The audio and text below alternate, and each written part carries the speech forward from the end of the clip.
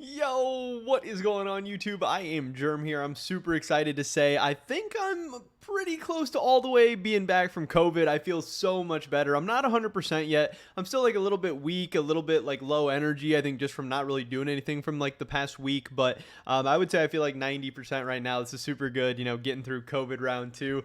And with that being said, since I'm feeling better, I think we're going to start streaming a lot more, especially coming soon in the near future. So definitely make sure you guys check out the first link in the description below for twitch.tv/I_am_germ. We're going to be talking about all things League of Legends, hanging out, maybe playing some League, all that kind of stuff. I don't know. Check it out. We've streamed a couple days in a row now. It's been fun. But while I was feeling better today, I got to chill at home. I got to watch CLG versus Cloud9, which was an absolute banger of a series. This was great League of Legends. It wasn't necessarily the highest level. There were for sure mistakes aplenty being made by both teams, by a lot of individual players. Probably every single player on both teams had a pretty egregious mistake at one point in time during the series. But it was fun to watch. It was exciting to watch. Viewership was decent. I think it got close to around 200,000 viewers. But one thing I couldn't help but think about, I mean, there was a couple takeaways I had from this series. Yes, spoilers, CLG did ultimately end up coming up just short, but still an amazing storyline for them to even push that to Game 5. It's going to be super fun and exciting to see what CLG's lower bracket run looks like. Yeah, they came up short, but they were in it. They were in it against a C9 team of Jensen and Sven, Berserker, a blue chip prospect coming out of Korea, Fudge, who was looking like one of the best top laners in the LCS last year, Blabber, one of the best LCS players of all time, really. I mean, his resume would say at least. And this is a bunch of NA prospects, a bunch of NA rejects and prospects that just took them to the brink in the playoffs, in a best of 5. This isn't best of 1, no cheese, nothing like that. And it just made me think a lot of this. And I tweeted this out as well. I said this L gets bigger every single day. And it made me think of this from Reggie. Obviously, the meme that keeps on giving. He says, there's no fucking way I would ever let us end up like CLG. I would sell my house, car, and clothes, my everything to sign the best talent at that point. And that is very, very interesting because now for 2 splits in a row, CLG has done better than TSM. And even TSM's own subreddit, the own TSM fans are starting to realize stuff like this. Obviously, it's not hard, but this was 15 days ago. Somebody said 9 months ago, Reggie went on record stating that TSM would never end up in a CLG situation, that he would sell all of his positions and buy the best talent available before he let TSM turn into CLG. Then CLG has proceeded to outperform them in consecutive splits. And then, the top comment here says, oh, a lot of people are pointing out TSM's not like CLG because CLG was in the dumps for 5 splits. TSM's only been in the dumps for 2, so they're not there yet. And it's like, okay, well, to be in the dumps for 5 splits, you got to start with 2. It's not like they've turned it around yet. It's not like they're out of the dumps yet. And is TSM automatically going to, be better next year? Are they going to be a top 6 team even next year? I don't know. I mean, it's up in the air, especially if they don't spend any money this offseason and don't do anything meaningful. Spica might leave. Maple didn't look all that crazy. Maybe Soul or Solo or whatever in the top lane, but I mean, they look like a 6th or 7th place team, even if they run back the same lineup next year. Maybe these guys develop a little bit, but it's not like TSM has been super, super known for developing a bunch of talent lately. But to me, this is just so embarrassing and so just funny, just how this has all played out since Reggie has said this stuff, because obviously it's looking more and more likely that TSM is not going to go all out this offseason. Now, maybe they are. There is a potential. There is a chance that TSM could get aggressive. There could potentially be some big European mid laners on the market this offseason. There could be potentially some big Eastern mid laners on the market this offseason.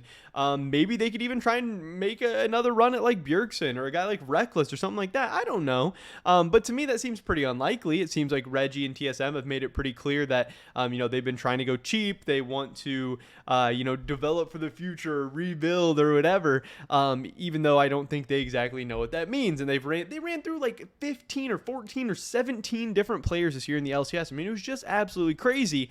And meanwhile, CLG with NA talent. It's so funny because Reggie's also the guy who tweets out imports, and behind the scenes, he's pushing for us to get rid of the import rule because NA players aren't good enough and you can't win with NA players, and how are we supposed to compete internationally and yada, yada, yada. Yet, Reggie, all of his import teams and all this stuff, they have been kind of disappointing recently. TSM's made it to Worlds like once in the last 4 years or something, and that's with a ton of imports and everything. It's not like TSM's been known for having a ton of North American players on their team.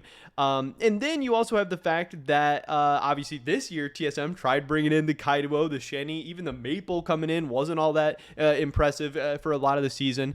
And now this CLG team with a ton of North American rejects, which Reggie could have been spending all that money developing NA players, building them up. TSM's even had a ton of talent come through their academy system that they never gave a chance. Treats was a TSM guy who goes in as an MVP candidate in the LEC. You have Tactical, who then went on with Team Liquid to go to Worlds a bunch of times. They've had like a Blaze Olive. They've had some good players in the TSM system and in the TSM Academy. Obviously, they brought up Spica as well. So TSM has even seen a talent go through, but to me this is just so funny. Yes, CLG didn't win the series, and this would have been better if CLG ended up winning the series or whatever, but pretty embarrassing and interesting at this point that TSM finishes 7th. They're going to be in the losers bracket. Maybe they make a little playoff run. Maybe they surprise people. Maybe TSM makes some noise. Maybe they don't, but either way, I don't think TSM is going to be pushing a team like Cloud9 to 5 games or almost potentially pulling off some big crazy upsets like that. I think TSM overall is probably going to go pretty quietly in the offseason, and then Reggie's going to have a chance to put his money where his mouth is. Is he going to do everything he can in his power to buy a bunch of good players and buy a bunch of talent, or is he just all talk? Is he not actually going to back it up? Does he just want to talk shit and say random stuff? That's kind of like the arrogant way of TSM and their fandom as of late. TSM fans were always known for being crazy and overly passionate and all that stuff, and they had reasons to be. TSM was the North American franchise, but now it's really proving that TSM and a lot of their fans were just front runners, and they didn't win well, and they're not losing well either. They wanted to talk a bunch of shit when they were winning, and now that they're losing, all of a sudden they want to take their ball and go home. They don't want to compete anymore. They don't want to try and go for these things. So that's what I think overall is disappointing to me. If you look at this series again, so many big moments, so many big plays from guys. Obviously the first game didn't go so well for them, but in game 2 you have Palafox going 8-4 on Silas. You have Dokla, he's dying a lot, but Contracts 4-3-17 on Trundle. Overall the comeback that guys like Palafox, again 4-2-6 on Yone, Dokla 8-1 on the Akali. These are guys that were NA players who were written off, said they're not good enough, whatever. And again, look at the quality of these guys that they pushed all the way to game 5. And yes, this is me just taking random shots at TSM, but I think it is super, super funny every time CLG plays, and every time until TSM actually does something, it's going to be compared. These things are going to be there. And I at least thought it was funny and interesting, too, that the TSM fans are recognizing this, and they are kind of not putting up with a lot of this BS as well, because you even look at some of the guys who are leaving TSM.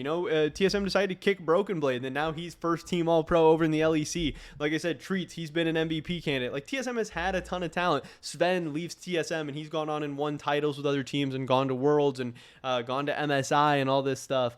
Obviously Doublelift when he left TSM and how that all went, like, I don't know. TSM has just been an absolute mess, and it doesn't make sense to just say random shit. And obviously, this all was like 9 months ago, and I'm just bringing it up for the meme of it and to make fun of them and stuff. But it is funny to me that, Reggie was saying he'd never let him be like CLG, and now most TSM fans wish TSM was like CLG. They wish that they were pushing a team like C9 to 5 games. They wish they had a ton of exciting North American talent and the whole crowd in the studio rooting for them and cheering for them. TSM fans go crazy when everyone chants TSM, TSM, TSM, even though they're just doing it like ironically or funnily or whatever, or just because it's cool to do. Like, everyone wants to be a part of those TSM chants and stuff. It's not actually people that are rooting for TSM. Like, when that happens in the LEC, those aren't TSM fans.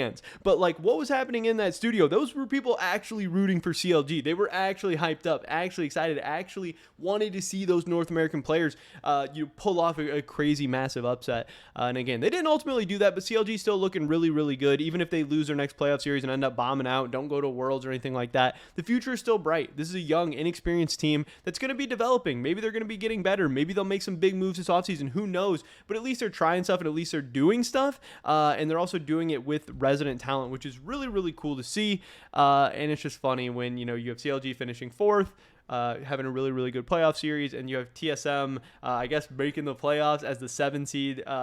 They tied for last in the LCS last split, and then 7th now. Yeah, I don't know. 2 franchises going 2 different directions. We'll have to wait and see how this offseason goes and everything, and how the rest of this playoff goes. Maybe TSM, makes some crazy run and goes to Worlds and makes me eat my words. I don't know. We'll have to wait and see. But this is all I could think about was, this big tweet. It's not going away, or the Reddit post or whatever. It's not going away. Yeah, I don't know. Pretty much it for this video today, guys. Then we drop a like if you did enjoy it. I would appreciate that so much. Leave a comment down below. Let me know what you guys think about anything we talked about in this video today. Like I said, check us out at Twitch, twitch.tv/I_am_germ. First link in the description below. Hopefully catch you guys in the next one. But until then, peace.